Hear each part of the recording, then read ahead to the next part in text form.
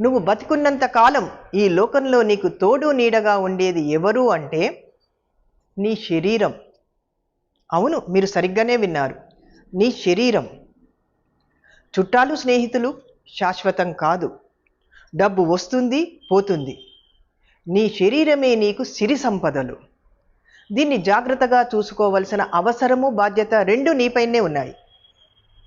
శరీరానికి ఏమన్నా అయితే దానికి కారకుడివి నువ్వే, దానికి బాధపడాల్సింది నువ్వే. మరి దీన్ని ఎలా కాపాడుకోవాలి అంటే ఊపిరితిత్తులు ఆరోగ్యంగా ఉండటానికి ప్రాణాయామం చేస్తుండాలి. శరీరం ఆరోగ్యంగా ఉండటానికి యోగా చేయాలి.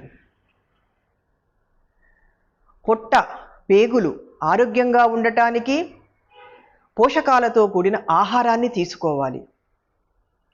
గుండె పదిలంగా ఉండటానికి నడక వాకింగ్ చేయాలి.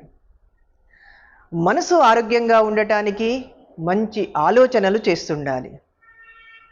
ఆత్మ ఆరోగ్యం కొరకు ధ్యానం చేయాలి. నీ శరీరానికి క్రమం తప్పకుండా వీటిని అందిస్తూ ఉంటే నీకు తిరుగు ఉండదు.